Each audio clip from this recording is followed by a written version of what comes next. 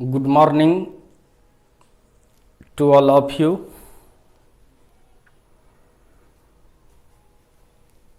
चलिए हम लोग अभी लाइट का दूसरा फिनोमिना पढ़ रहे हैं, यानी रे ऑप्टिक्स पढ़ रहे हैं। रे ऑप्टिक्स में रिफ्रैक्शन पढ़ रहे हैं हम लोग, अपवर्तन। और कल देखा भी था रिफ्रैक्शन कि जब लाइट एक मीडियम से दूसरे मीडियम में जाता है तो या तो वो नॉर्मल की ओर बेंड कर जाती है या नॉर्मल से दूर भागती है। इसी घटना को रिफ्रैक्शन ऑफ लाइट कहे थे हम लोग। तो उसमें रेयर मीडियम और डेंसर मीडियम के बारे में भी हम लोग पढ़े थे। तो देखिए किस तरह से पढ़े थे। जैसे ये डेंसर मीडियम है, नीचे ये डेंसर मीडियम है और ऊपर रेयर है, नीचे डेंसर है। लाइट आया, किधर जाएगा? पहले नॉर्मल खींच लीजिए, ये नॉर्मल हो गया। इसको इंसिडेंट रे कहेंगे। रिफ्रैक्ट किधर होगा? इसको जाना किधर चाहिए? सीधे चले जाना चाहिए, ये इसका ओरिजिनल पाथ है। किधर जाएगा? नहीं जाएगा। सबसे पहले गाड़ी चलाइए, यानी यह रे इस पर, ये मानो एक्सल है, परपेंडिकुलर होना चाहिए। जा रहे हैं, जा रहे हैं, जा रहे हैं, जा रहे हैं, जा रहे हैं। ये चक्का गाड़ी का बालू में घुस गया। ये अभी पक्की रोड पर है तो ऑब्वियसली इसका स्पीड ज़्यादा होगा, इसका स्पीड कम होगा, इसीलिए ये झुक जाएगा। क्या हो जाएगा? ये झुक जाएगा, नॉर्मल की ओर झुकती हुई चली जाएगी। नॉर्मल की ओर झुकती चली जाएगी। जब रेयर से डेंसर में जाएगा तो इसको इंसिडेंट रे, इसको रिफ्रैक्टेड रे, ये ओरिजिनल पाथ हुआ इंसिडेंट रे का। इस एंगल को इंसिडेंट एंगल कहेंगे, इसको रिफ्रैक्टेड एंगल कहेंगे। क्यों ऐसा हुआ? तो आंसर क्या था कि ये ज़्यादा डेंसर था ऑब्वियसली है, तो इसमें स्पीड घट गया, यानी स्पीड चेंज हुआ, इसलिए रे बेंड किया। स्पीड चेंज किया इसीलिए रे बेंड किया। यह बात हम लोग समझ गए। तो ये जो रेयर मीडियम है और ये डेंसर मीडियम है, इसको समझाने के लिए एक कॉन्सेप्ट आया। साइंटिस्ट लोग ने एक कॉन्सेप्ट दिया। फिजिक्स में क्या कहेंगे उसको, कैसे मैथमेटिकली लिखेंगे? तो उसके लिए रिफ्रैक्टिव इंडेक्स आया। क्या आया उसके लिए? Refractive index. नाम सुना होगा, अपवर्तनांक। तो रेयर मीडियम का अपवर्तनांक कम होता है और डेंसर मीडियम का अपवर्तनांक ज़्यादा होता है। ध्यान से समझना, रेयर मीडियम का अपवर्तनांक कम होता है और डेंसर मीडियम का अपवर्तनांक ज़्यादा होता है। तो प्रश्न ये उठता है कि अपवर्तनांक क्या है? व्हाट आर फिजिकल सिग्निफिकेंस और concept of refractive index means that अपवर्तनांक का क्या भौतिक अभिप्राय है, या क्या उसका महत्व है, या अपवर्तनांक की धारणा क्या है, किस लिए अपवर्तनांक को हम लोग पढ़ते हैं। तो अपवर्तनांक क्या है, यानी रिफ्रैक्टिव इंडेक्स क्या है? Refractive index is the property of medium.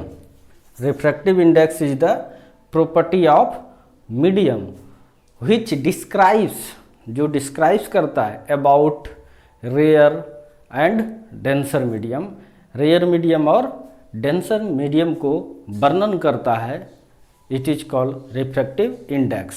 For rare medium refractive index is less, for denser medium refractive index is more. तो रिफ्रैक्टिव इंडेक्स बहुत इम्पॉर्टेंट है।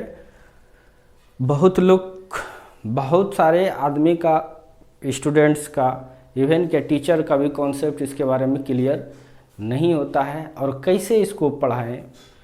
कुछ लोग पहले लॉ ऑफ रिफ्रैक्शन पढ़ा देता है, उसमें रिफ्रैक्टिव इंडेक्स का यूज है, तब उसका परिचय देता है, वो भी टूटे फूटे ढंग से। इसलिए आपको बेहतर कॉन्सेप्ट के लिए रिफ्रैक्टिव इंडेक्स का कॉन्सेप्ट जानना पड़ेगा।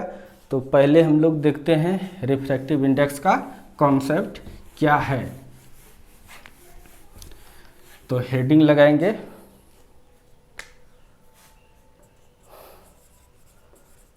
Concept of refractive index,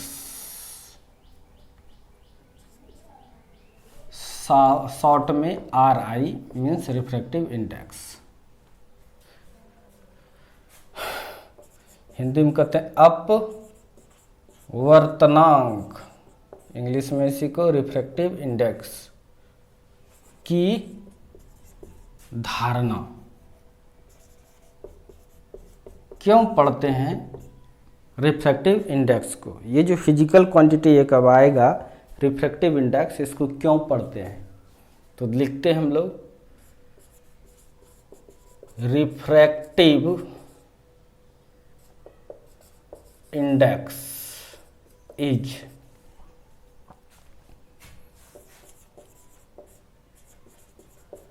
properties of optical medium which explain the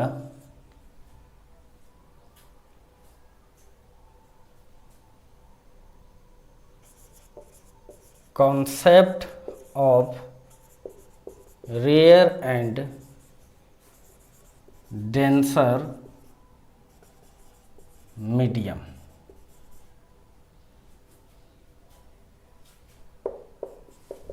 For rare medium, refractive index is less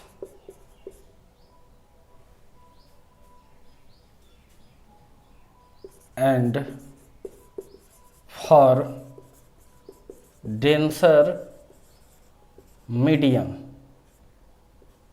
is refractive index is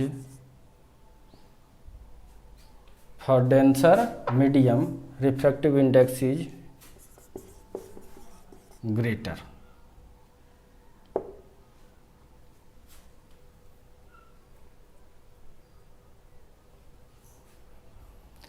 Hindi में लिखेंगे प्रकाशिकीय माध्यम का वह गुण जिसके द्वारा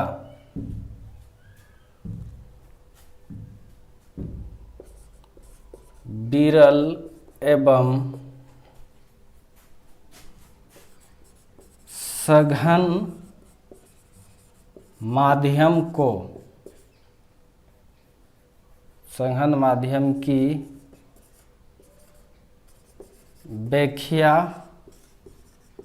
किया जाता है, उसे या उस फिजिकल क्वांटिटी को फिजिकल क्वांटिटी मतलब होता है भौतिक राशि,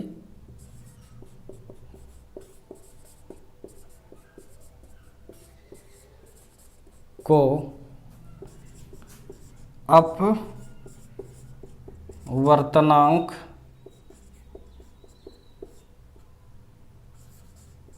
कहा जाता है। और एक बात जोड़ देते हैं, it is denoted by mu. Read कर सकते हैं म्यू, यह ईटा से भी दिखाता है, एनसीईआरटी में एन से भी दिखाते हैं। अपवर्तनांक कहा जाता है। विरल माध्यम के लिए अपवर्तनांक कम होता है, जबकि सघन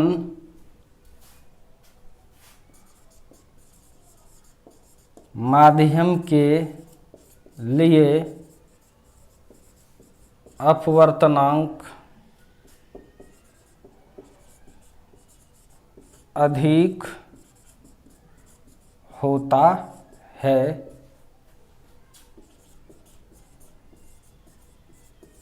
अपवर्तनांक को म्यू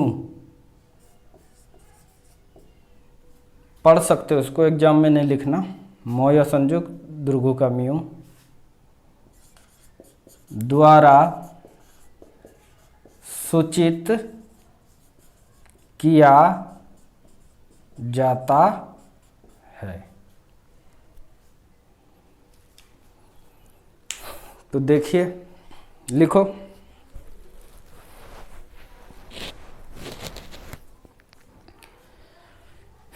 यानी रिफ्रैक्टिव इंडेक्स इज द, लगा दो, is the properties of optical medium. Refractive index optical medium का प्रॉपर्टीज है, विच एक्सप्लेन, जो एक्सप्लेन करता है the concept of rare and denser medium, rare और डेंसर मीडियम की कॉन्सेप्ट को। For rare medium refractive index is less, rare medium में refractive index कम होता है। And for denser medium refractive index is greater, denser medium का refractive index greater होता है। It is denoted by mu, इसे म्यू द्वारा सूचित किया जाता है। हिंदी वाले, प्रकाशिकीय माध्यम का वह गुण, प्रकाशिकीय माध्यम का वह गुण जिसके द्वारा विरल एवं सघन माध्यम की व्याख्या किया जाता है, उस फिजिकल क्वांटिटी को अपवर्तनांक कहा जाता है। उस फिजिकल क्वांटिटी को अपवर्तनांक कहा जाता है। विरल माध्यम के लिए अपवर्तनांक कम होता है, जबकि सघन माध्यम के लिए अपवर्तनांक अधिक होता है। विरल रहेगा तो अपवर्तनांक कम होगा, सघन के लिए अपवर्तनांक ज़्यादा होगा। अपवर्तनांक को म्यू द्वारा सूचित किया जाता है। तो किसके द्वारा सूचित किया जाता है अपवर्तनांक को? म्यू द्वारा सूचित किया जाता है। पहुंच करके वीडियो को उतार लेगा।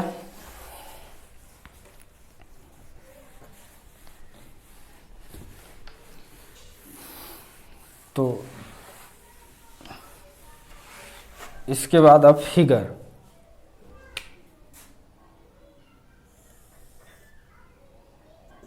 ये डेंसर मीडियम,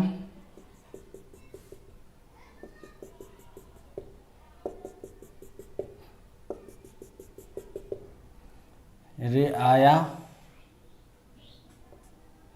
ये नॉर्मल,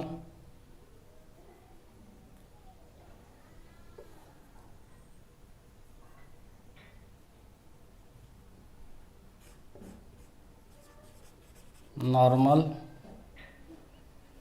इसको कहते हैं इंसिडेंट,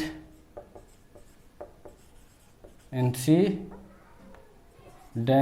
रे, मतलब आपतित किरण। किधर जाएगा? रेयर से डेंसर में जाएगा। गाड़ी चलाओ,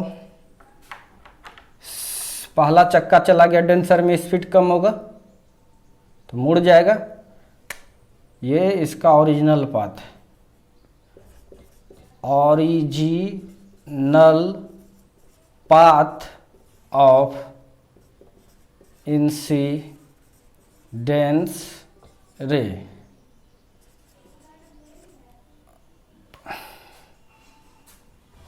हिंदी में इसको कहेंगे आपतित किरण का वास्तविक रास्ता। आपतित किरण का वास्तविक रास्ता, इसका मतलब ये चक्का का स्पीड कम, इसका ज़्यादा, तो मुड़ेगा, ये मुड़ के इधर चला गया। इसको कहते हैं रिफ्रैक्टेड रे, अपवर्तित किरण। क्या कहते हैं इसको? अपवर्तित किरण। ये तुम्हारा है रेयर मीडियम, विरल माध्यम।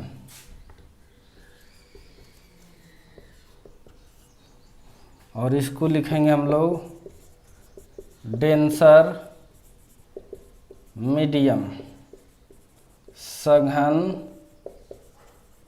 माध्यम। तो अभी तुरंत पढ़े, रिफ्रैक्टिव इंडेक्स रेयर मीडियम और डेंसर मीडियम के कॉन्सेप्ट को समझाता है। रेयर मीडियम के लिए मान लो रिफ्रैक्टिव इंडेक्स म्यू आर और इसके लिए म्यू डी, तो कौन ज़्यादा होगा? अगर mu refractive index rare medium का है तो वो ऑब्वियसली है, इसका मान कम होगा। डेंसर मीडियम का अगर रिफ्रैक्टिव इंडेक्स की बात करें,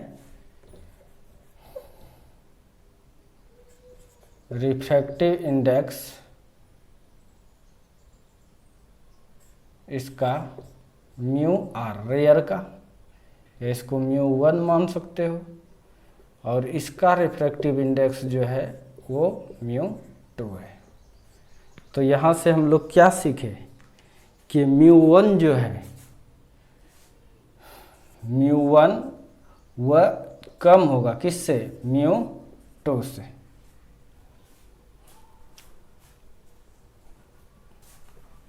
नीचे लिखता हूँ,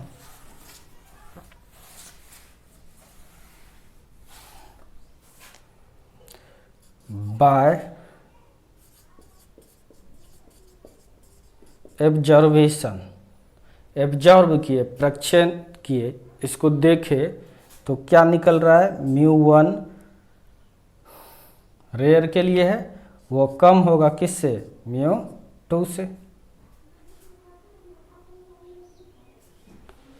एंड तो ऑब्वियसली है म्यू 2 ज़्यादा, ये ज़्यादा है तो इसका मतलब इसकी जो वेलोसिटी होगा v2 और इस यहाँ पर वेलोसिटी मान के चलो v1 है, तो कौन ज़्यादा होगा? v1, इसका मतलब कम है, v1 कम होगा किससे? v2 से। v1 कम होगा किससे? v2 से। अगर इसका रिफ्रैक्टिव इंडेक्स कम है, इसका मतलब ये कम घना है, और ये रिफ्रैक्टिव इंडेक्स अगर ज़्यादा है तो ज़्यादा घना है, इसका मतलब यहाँ पर वेलोसिटी ज़्यादा होगा और यहाँ पर वेलोसिटी कम होगा। सॉरी, यहाँ पर वेलोसिटी कम होगा और यहाँ पर ज़्यादा होगा। इसको नोट कीजिए। यानी तुम ये सीखे कि जहाँ म्यू का मान ज़्यादा होगा वहाँ पर वेलोसिटी भी ज़्यादा होगा।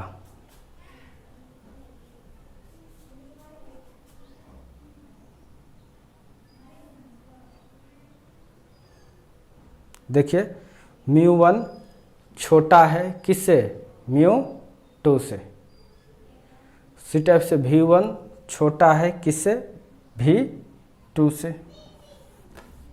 इतने लिखो, अभी वेलोसिटी के बारे में कल चर्चा कर ही दिए हैं।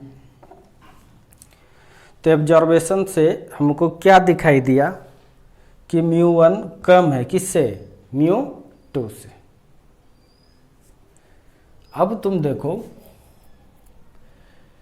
कि ऑब्वियसली यहाँ पर वेलोसिटी ज़्यादा, यहाँ पर मिस्टेक हो रहा था। मान लो वेलोसिटी को भी टर्म में 1 और ये 2, ये म्यू कम है, यहाँ पर म्यू कम है तो वेलोसिटी क्या है, ज़्यादा, यानी v1 बड़ा है किससे, v2 से। उल्टा चल रहा है, μ1 कम है किससे, μ2 से, जबकि v1 बड़ा है किससे, v2 से। It means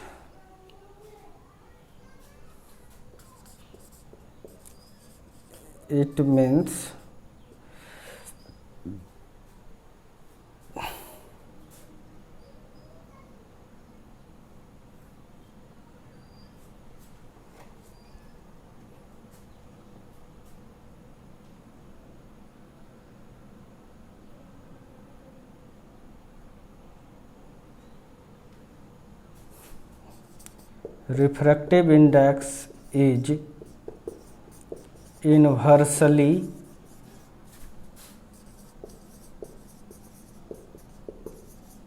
proportional to velocity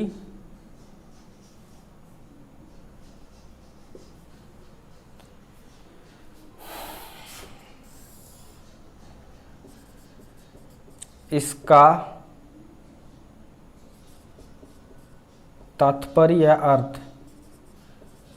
अर्थ है कि रिफ्रैक्टिव इंडेक्स मतलब अपवर्तनांक वेग के व्युत्क्रमानुपाती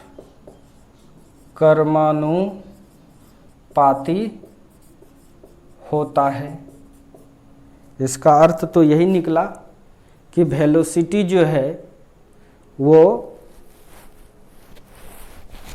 रिफ्रैक्टिव इंडेक्स के व्युत्क्रमानुपाती होता है। इसका मतलब रिफ्रैक्टिव इंडेक्स व्युत्क्रमानुपाती होता है वेलोसिटी के, यानी वेलोसिटी बढ़ेगा तो ये घटेगा। तुम देखो पहला मीडियम का रिफ्रैक्टिव इंडेक्स कम था दूसरे के रिस्पेक्ट में, तो वेलोसिटी देखो पहला का ज़्यादा है दूसरे का कम है।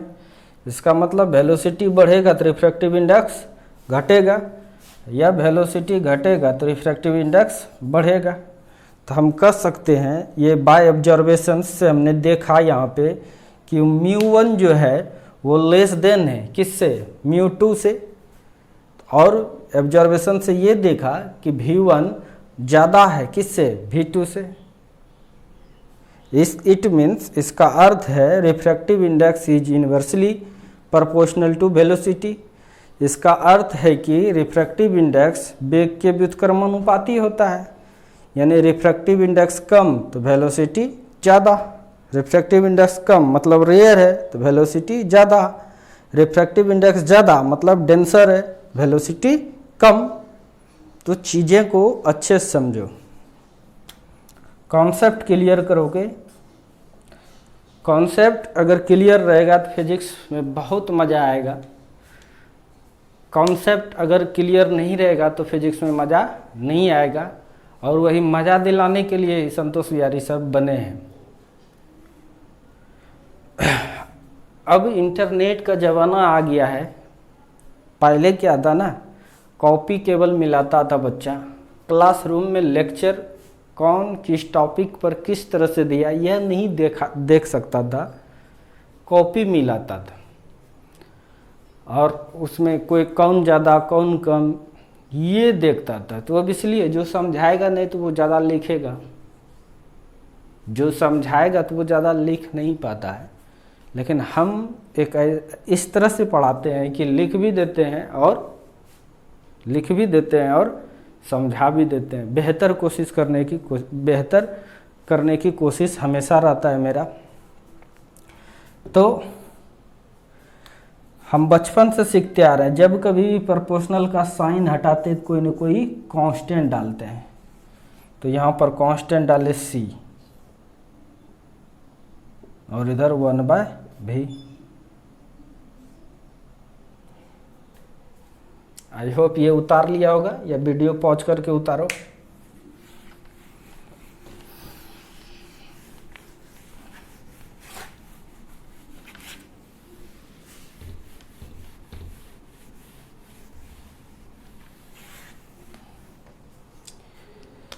इसका मतलब रिफ्रैक्टिव इंडेक्स जो है आपका अपवर्तनांक म्यू वो निकल गया c/v, यानी अपवर्तनांक बराबर क्या निकला ये c/v, वेयर c कांस्टेंट है which is velocity of light।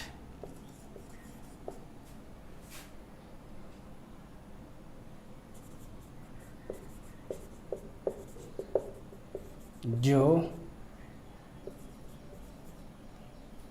In vacuum जो निर्वात में प्रकाश की चाल है, जो निर्वात में प्रकाश की चाल है, तो कितना होता है 3 × 10⁸ मीटर पर सेकेंड, इससे थोड़ा कम होता है। तो समझ में आ गया, इतना होता है एयर या वैक्यूम में 3 × 10⁸ मीटर पर सेकेंड।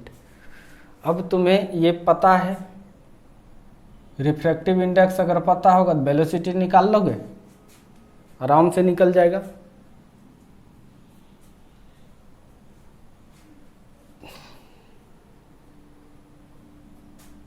या क्वेश्चंस दे देते हैं फटाक से।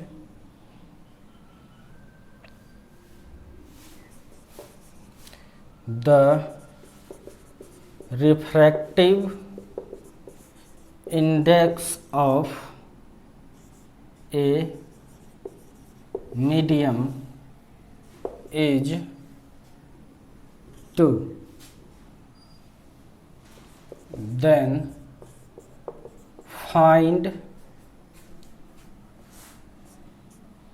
the velocity of light।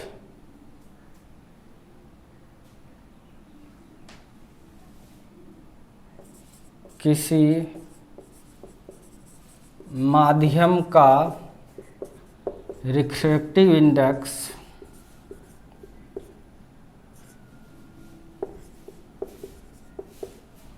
दो है तो उस माध्यम में प्रकाश की चाल क्या होगी, तो उस माध्यम में प्रकाश की चाल क्या होगी।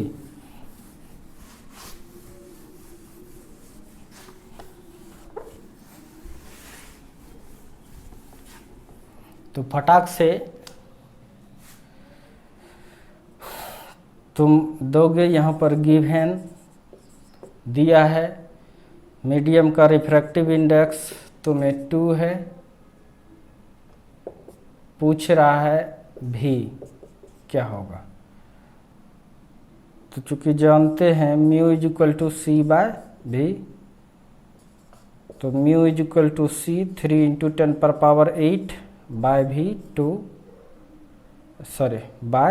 v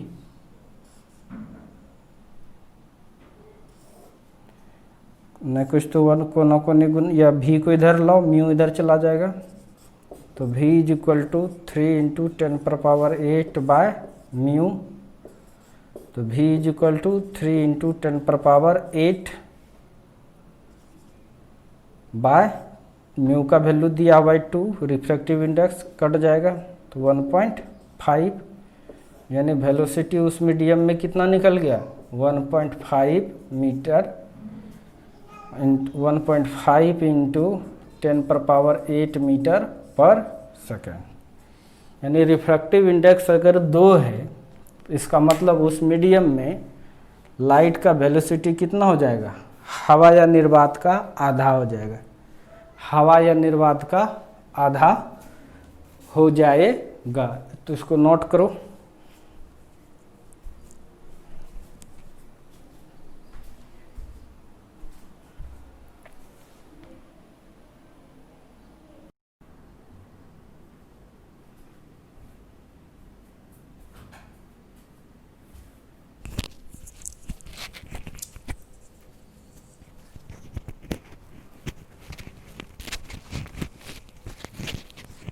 चलिए आगे देखिए क्या होता है।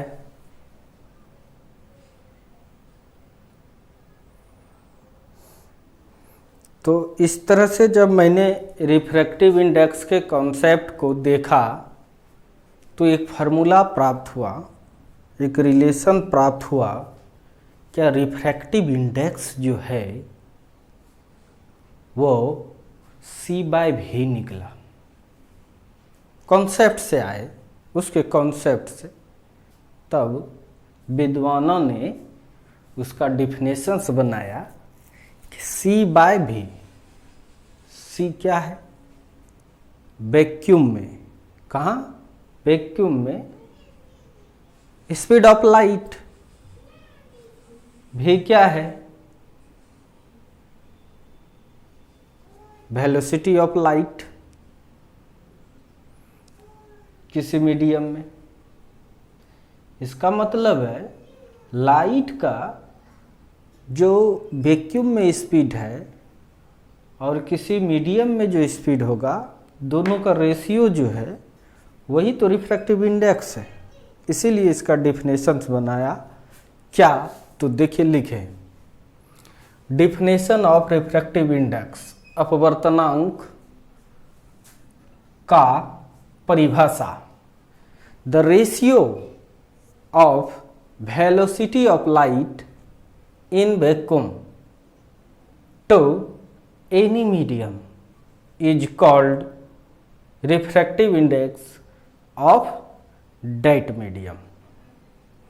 निर्वात में प्रकाश की वेग, निर्वात में प्रकाश की वेग एवं किसी माध्यम में प्रकाश की वेग के अनुपात को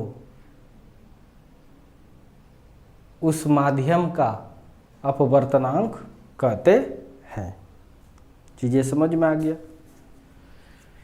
यानी refractive index velocity of light in vacuum by velocity of light in any medium, यानी mu is equal to C/V।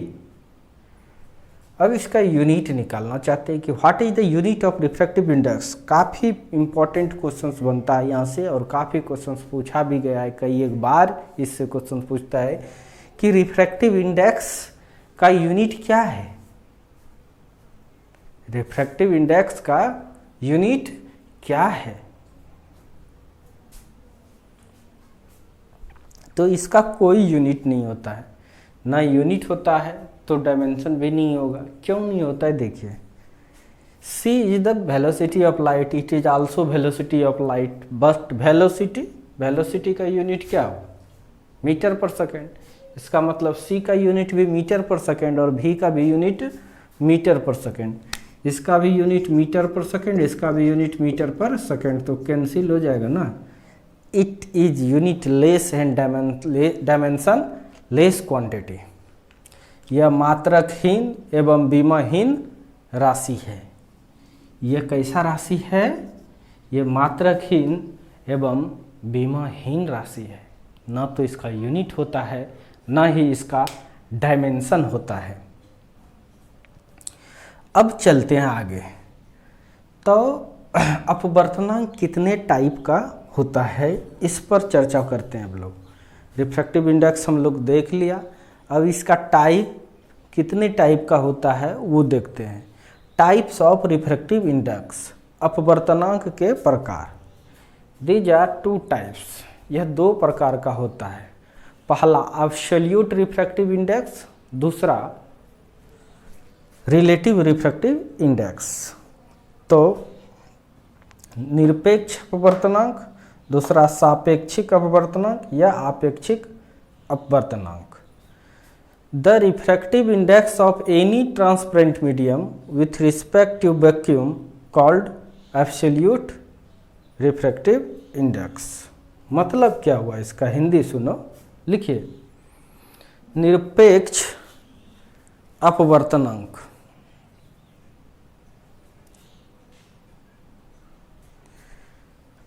किसी ने निर्वात के सापेक्ष किसी पारदर्शी माध्यम, किसी पारदर्शी माध्यम के अपवर्तनांक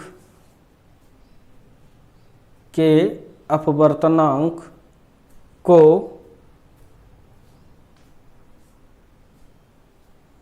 निरपेक्ष अपवर्तनांक कहते हैं। एयर के सापेक्ष नहीं, निर्वात। एयर और निर्वात में अंतर है, तो किसके सापेक्ष में? याद रखना, निर्वात के सापेक्ष में। अगर किसी मीडियम का, किसी ट्रांसपेरेंट मीडियम का रिफ्रैक्टिव इंडेक्स आप बता रहे हो, इसका मतलब क्या है? आप एब्सोल्यूट रिफ्रैक्टिव इंडेक्स का चर्चा कर रहे हो। एग्जाम्पल देखिए, refractive index of water with respect to vacuum. नहीं लिखते हैं उसको।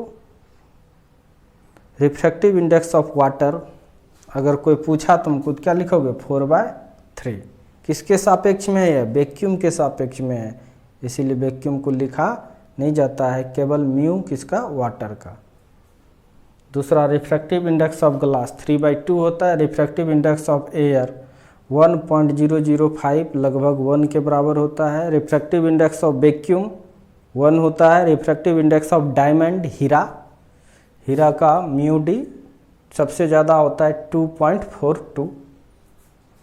अब रिलेटिव रिफ्रैक्टिव इंडेक्स किसको कहते हैं? सापेक्षिक या आपेक्षिक अपवर्तनांक। The refractive index of any transparent medium with other transparent medium with respect to other transparent medium. इसको कट रहा होगा हमको लगता है। लिखिए, relative refractive index, the refractive index of any transparent medium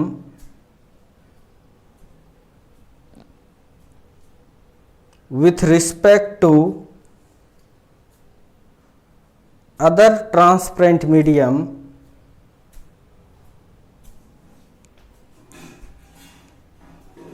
is called refractive is called relative refractive index।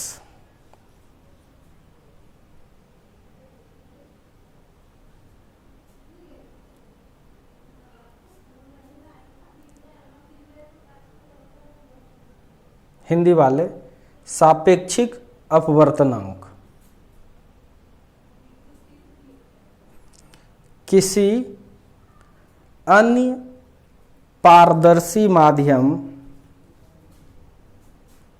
के सापेक्ष, किसी अन्य पारदर्शी माध्यम के सापेक्ष किसी पारदर्शी माध्यम के अपवर्तनांक को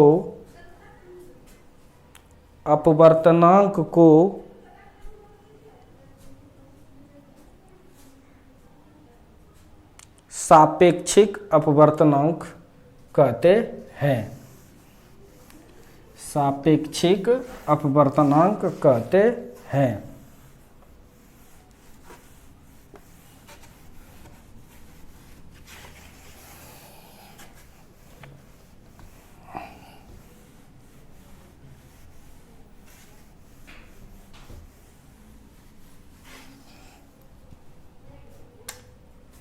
एग्जाम्पल दे रहे हैं तुमको।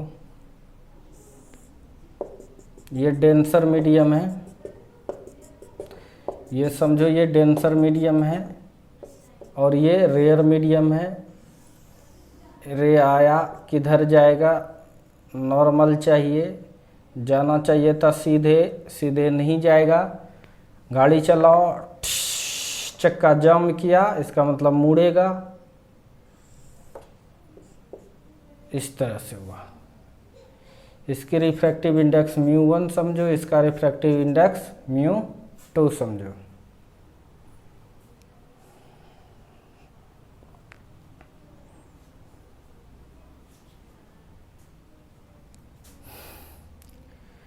मान के अगर ये वैक्यूम है, ये क्या है, वैक्यूम है, ये कोई मीडियम है।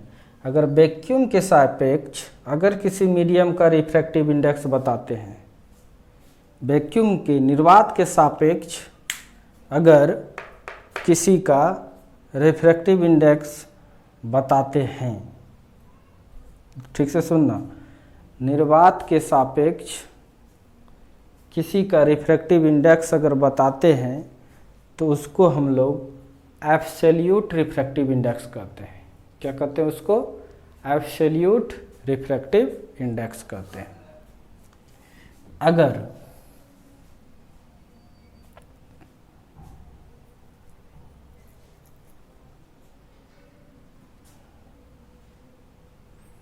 कोई मीडियम है उसके सापेक्ष में अगर बताते हैं, वैक्यूम ने छोड़ करके अगर कोई और मीडियम है उसके सापेक्ष अगर हम लोग रिफ्रैक्टिव इंडेक्स को बताते हैं, तो जाने अनजाने में आप क्या बता रहे हो?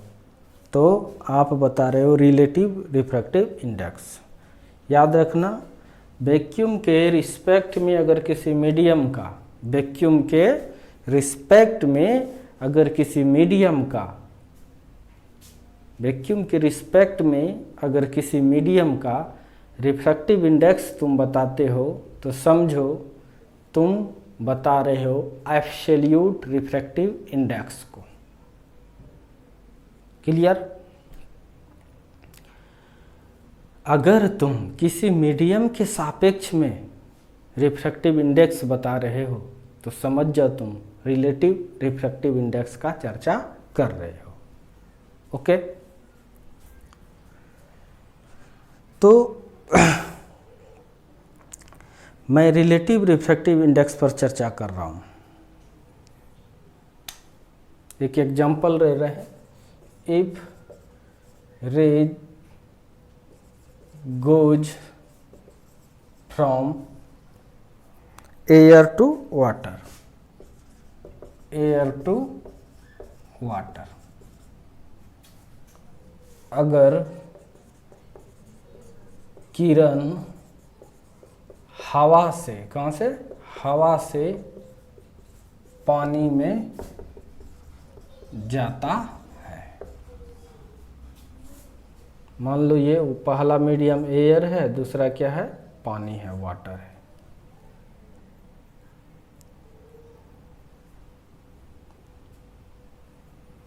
μ1/μ2, तो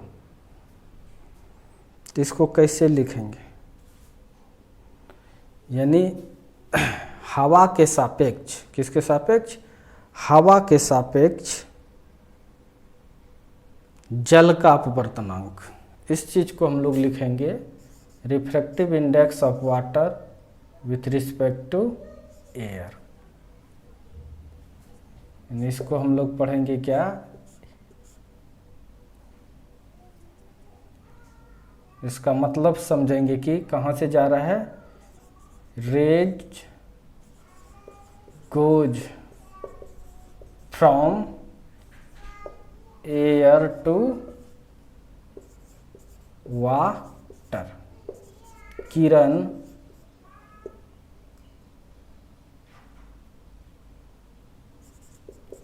हवा से पानी में जा रहा है। इस तरह से अगर लिखा हुआ है तो इसको क्या समझेंगे हम लोग कि किरण हवा से पानी में जा रहा है, या यहाँ हवा की जगह एक रहेगा, यहाँ दो, एक मीडियम से दूसरे मीडियम में जा रहा है। ये समझेंगे हम लोग। इसको पढ़ेंगे क्या? इसको पढ़ेंगे refractive index of water, refractive index of water with respect to air. हवा के सापेक्ष हवा के सापेक्ष जल का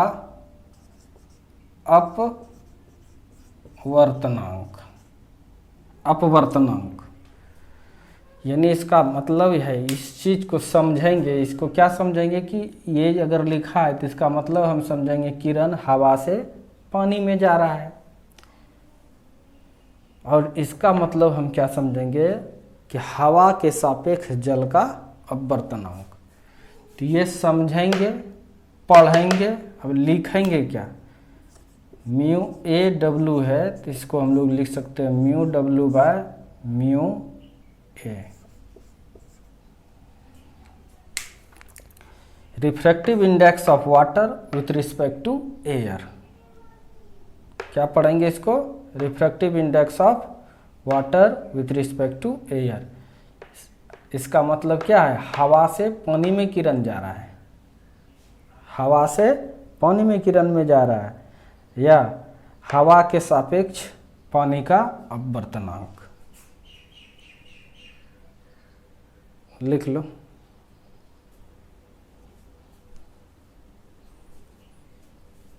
तो म्यू डब्ल्यू ये क्या है, ये निरपेक्ष है, इसको कहेंगे तो सापेक्ष।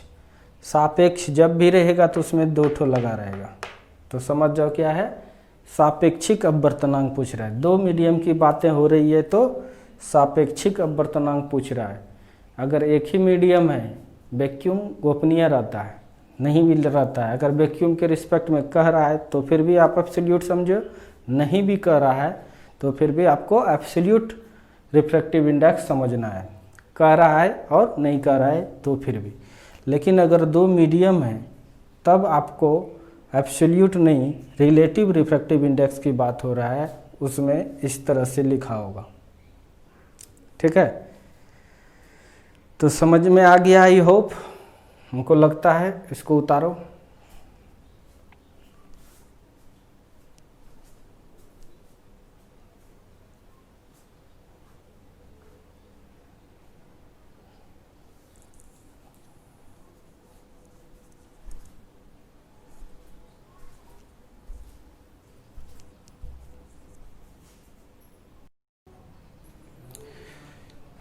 चलिए, अब रिफ्रैक्टिव इंडेक्स का नॉलेज हम लोग ले लिए। अब उसका कुछ इंपॉर्टेंट पॉइंट है, उसको नोट करके हम लोग लिख लेते हैं। पहला point, refractive index is constant for any certain medium at constant temperature. चूंकि टेम्परेचर पर भी डिपेंड करता है रिफ्रैक्टिव इंडेक्स। रिफ्रैक्टिव इंडेक्स क्या बताता है कि कितना डेंस है वो मीडियम, ऑप्टिकल मीडियम कितना डेंस है, इसके बारे में रिफ्रैक्टिव इंडेक्स बताता है। तो बच्चा पार्टी, ज़्यादा डेंस होने का मतलब ज़्यादा मॉलिक्यूल्स है, मॉलिक्यूलर डेंसिटी ज़्यादा है, तो जैसे ही टेम्परेचर दोगे, राइज करोगे तो मॉलिक्यूल्स में वाइब्रेशंस आएगा। तुम ये घटना देखता है कि जब गर्म होता है तो पानी को गर्म करते तो उसका मॉलिक्यूल वाइब्रेट करने लगता है, गैस को गर्म करते तो उसका मॉलिक्यूल वाइब्रेट करने लगता है, फैलने लगता है। तो कहने का मेरा मतलब ये है कि टेम्परेचर पर डिपेंड करता है रिफ्रैक्टिव इंडेक्स। इसीलिए हम यह बात लिखे, रिफ्रैक्टिव इंडेक्स इज कांस्टेंट, है constant for any certain medium, किसी निश्चित मीडियम के लिए, एट कांस्टेंट टेम्परेचर, निश्चित ताप पर। हिंदी लिखो इसका, निश्चित ताप पर, निश्चित ताप पर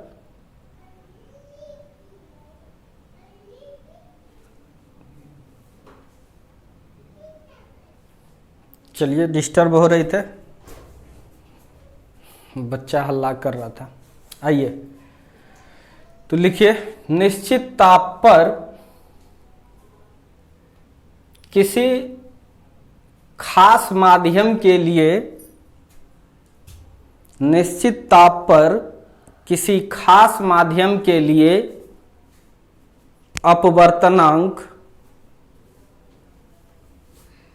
नियत होता है या अचर होता है। तो कांस्टेंट टेम्परेचर पर ऐसा हो सकता है। अगर टेम्परेचर इंक्रीज डिक्रीज करेगा तो उसके कारण भी रिफ्रैक्टिव इंडेक्स इंक्रीज डिक्रीज करेगा, इसलिए यह बात लिखना जरूरी है। दूसरा, refractive index is useful for optical density of medium. ऐसा नहीं कि refractive index is useful of medium.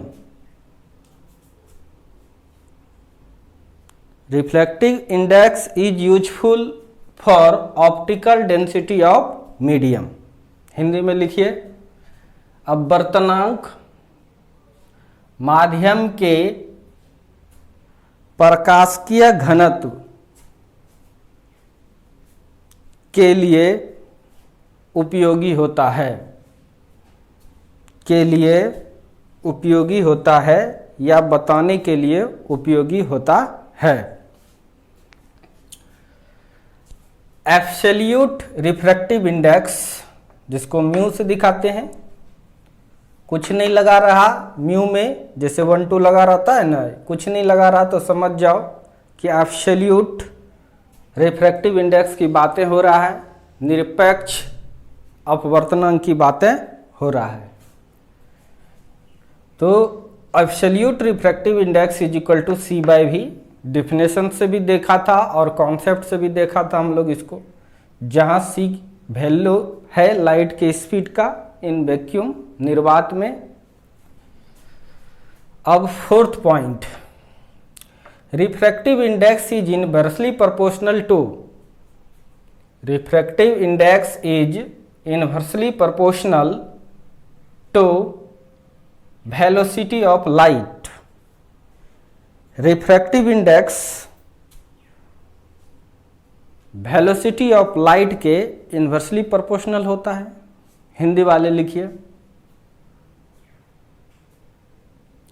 अपवर्तनांक प्रकाश के चाल का व्युत्क्रमानुपाती होता है। मतलब चाल बढ़ेगा मतलब रिफ्रैक्टिव इंडेक्स कम है, कम घना है। ऑब्वियसली है, जो ज़्यादा डेंसर होगा उसमें तुम धीरे धीरे चलोगे, रे भी उसी तरह धीरे धीरे चलता है। जहाँ कम घना है वहाँ रे तेजी से चलता है, जैसे तुम भी तेजी से चलते हो। अब फॉर 2 कंडीशन, 2 कंडीशंस लगा रहे हैं। एक μ1 पहला मीडियम के लिए, 2 मीडियम के लिए एक पहला। अगर μ1 पुट कर दें, ये तो कांस्टेंट है, प्रोपोर्शनल का साइन हटाएंगे तो कोई ना कोई कांस्टेंट भी था। यहाँ जब U1 लगाए तो यहाँ भी 1 लगाए। इक्वेशन फर्स्ट 2 के लिए डिवाइड कर दिया, दोनों को डिवाइड कर दिया। इसको डिवाइड करेंगे, डिवाइड को मल्टीप्लाई में चेंज करते तो उल्टा कर लिखते हैं, तो उल्टा दिए V2/K, K ने K को कैंसिल कर दिया, V2/V1। It means μ1/μ2 is equal to V2/V1।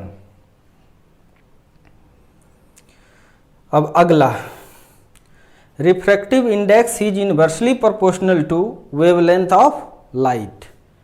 Light Hindi में लिखिए, अपवर्तनांक प्रकाश के तरंगदैर्घ्य का व्युत्क्रमानुपाती होता है। तो mu inversely proportional to lambda means that lambda बढ़ेगा म्यू घटेगा, लेमडा घटेगा म्यू बढ़ेगा फॉर 2 कंडीशंस। फिर उसी तरह से कांस्टेंट लगा के कर सकते हैं हम लोग, इसलिए डायरेक्ट लिख दिए μ1/μ2 इज इक्वल टू λ2/λ1। μ1/μ2 देखो ये नहीं भी लिखा दिखता होगा, ये दिख रहा है फॉर टू कंडीशंस, दो कंडीशंस या मीडियम दे दो, फॉर टू मीडियम, दो मीडियम के लिए μ1 बाय μ2 बराबर होगा λ2 बाय λ1 का।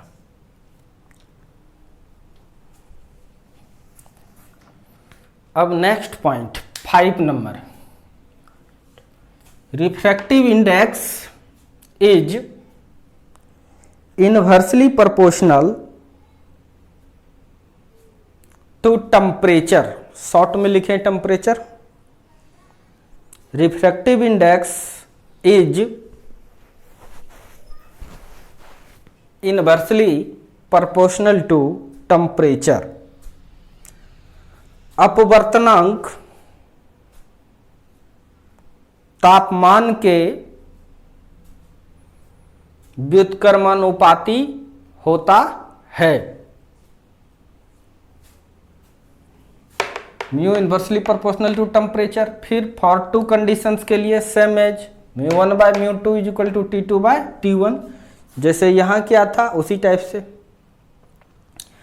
तो इस तरह से आपने remember point means that, not point, important point, जो को मेन पॉइंट, कॉन्सेप्चुअल पॉइंट को देखा रिफ्रैक्टिव इंडेक्स के बारे में। अब हम लोग चलते हैं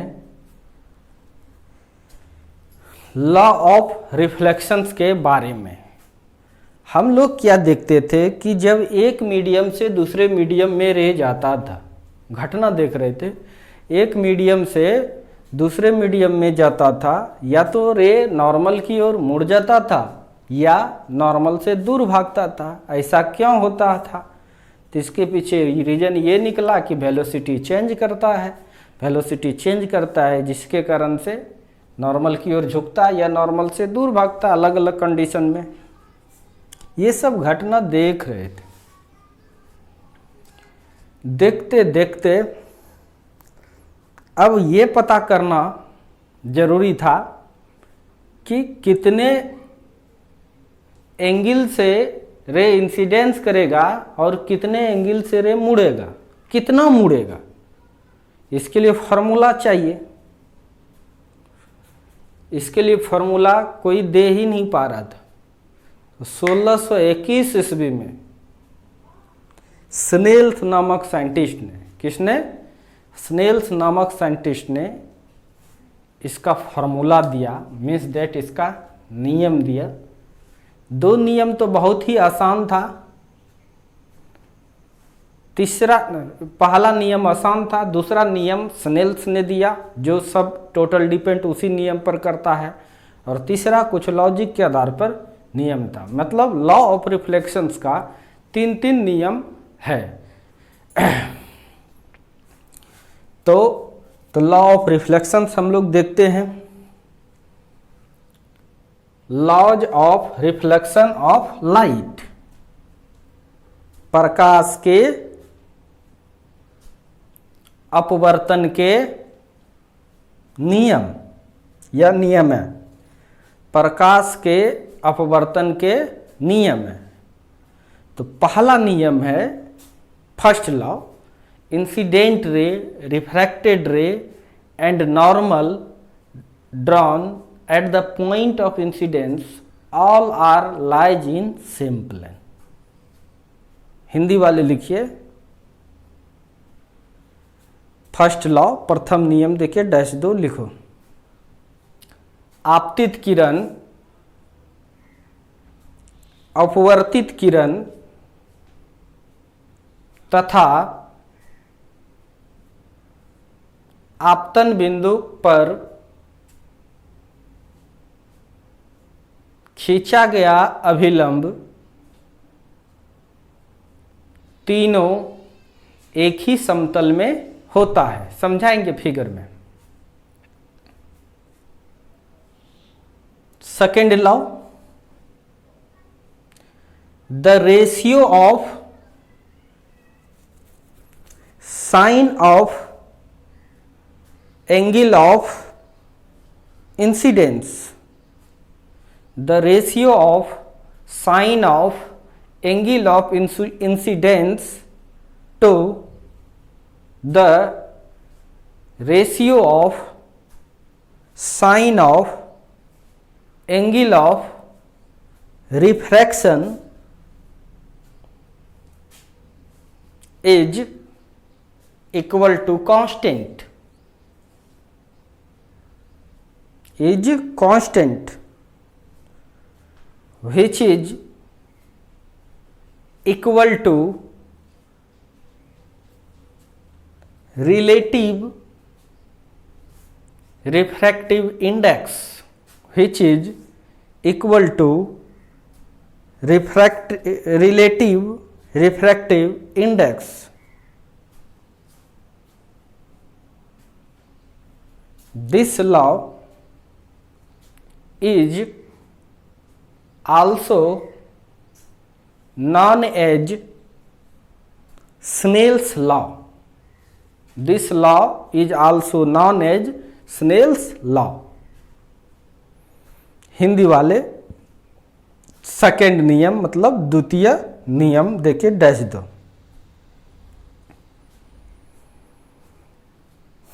आपतन कोण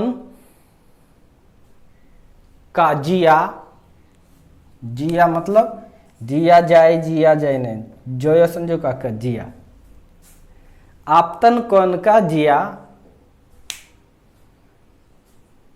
तथा अपवर्तन कोण का जिया के अनुपात एक स्थिरांक या नियतांक के बराबर होती है, के बराबर होती है, जो सापेक्षिक, जो माध्यमों के सापेक्षिक अपवर्तनांक के बराबर होता है।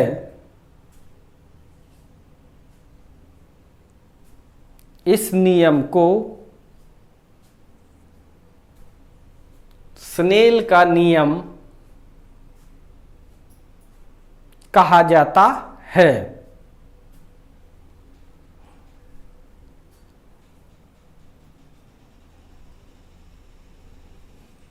तीसरा इंग्लिश वाले,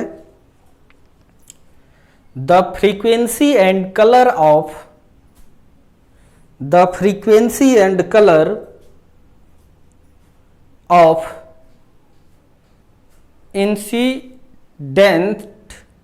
incident light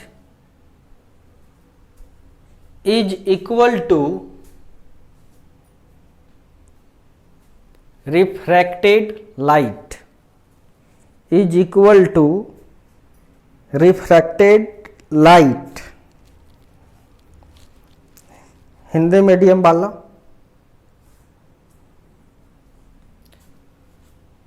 आपतित किरण का रंग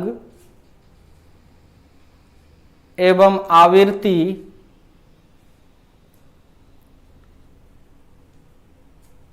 हमेशा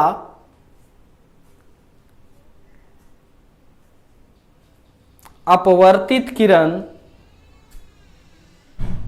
के रंग एवं आवृत्ति के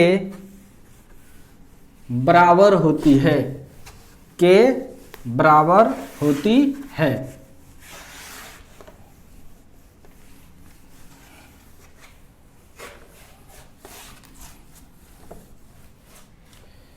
तो समझना है तीनों लॉ का, लॉ ऑफ रिफ्रैक्शंस को, रिफ्रैक्शन होने के लिए कम से कम कितना मीडियम चाहिए? 2। कैसा? होमोजीनियस मीडियम कि हेट्रोजीनियस? तो हेट्रोजीनियस। तो मैंने यह मीडियम लिया, एक ये डेंसर मीडियम बना रहे हैं, ये डेंसर है और ऊपर रेयर है। तो कोई भी लाइट आया, इंसिडेंस किया, अब ये किधर जाएगा? इसके लिए पहले नॉर्मल खींच लो।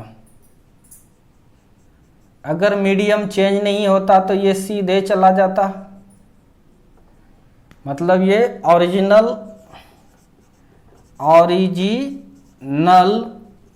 पाथ ऑफ इंसिडेंट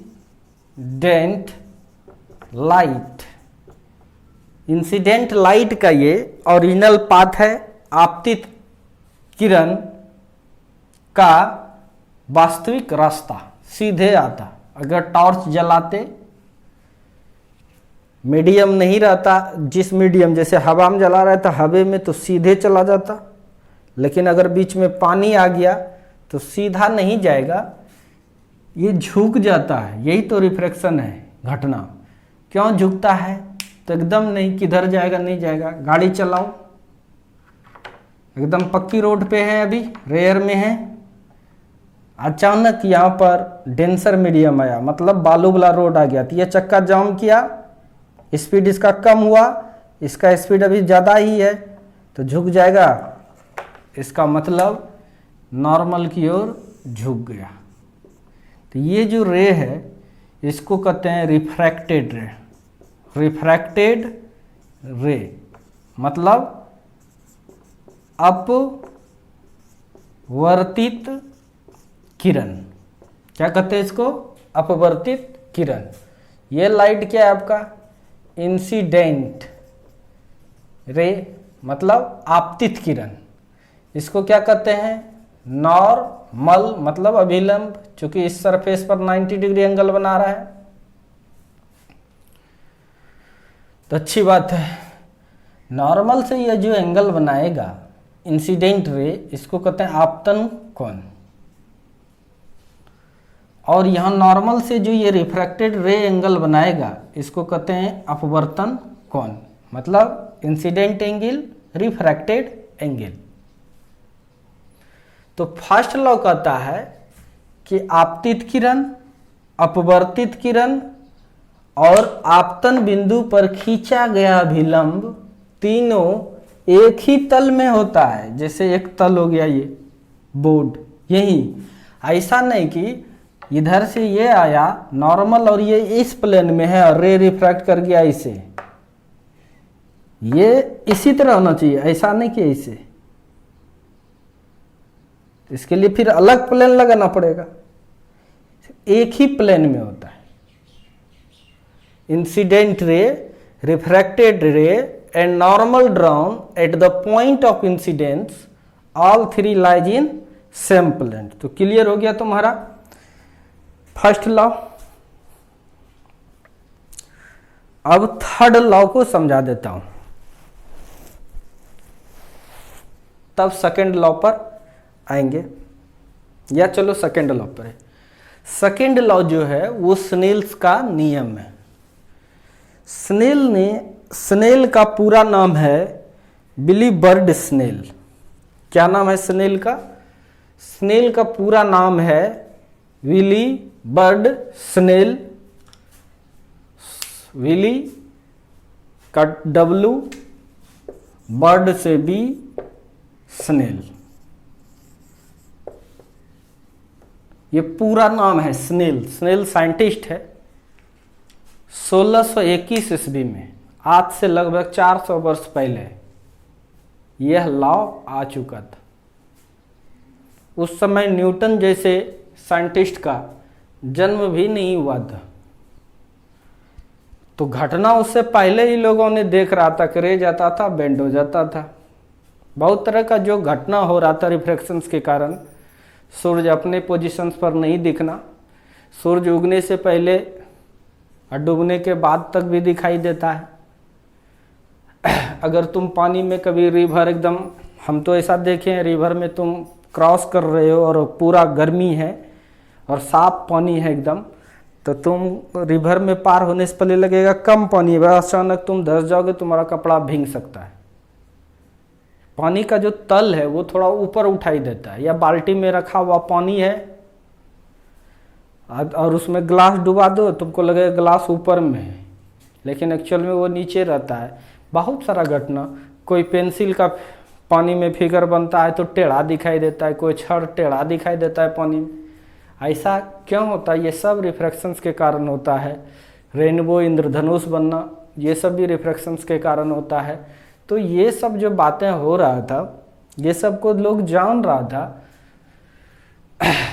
तो इसके लिए कोई नियम नहीं था। तो स्नेल ने उस स्थिति में आकर नियम दिया, इसीलिए काफ़ी फेमस हुआ स्नेल्स लॉ। स्नेल्स ने देखो क्या नियम दिया, मतलब ये सब पता करना जरूरी है कि ना। आया मान के चलो इतना डिग्री एंगल पर, तो कितना रिफ्रैक्ट करेगा। मुड़ना मतलब यहाँ से भी मुड़ सकता है, ऐसे भी रे को पास करे, ये भी मुड़ना कराएगा, और झुका दे ये भी मुड़ना कराएगा, और झुका दे ये भी मुड़ना कराएगा। यानी यहाँ से लेके यहाँ तक, इसके बीच में इधर, इससे इधर अगर दबा तो ये मुड़ना कराएगा। तो कब कितना मुड़ता है, इसके लिए कुछ फार्मूला चाहिए ना, वही स्नेल्स ने कहा है।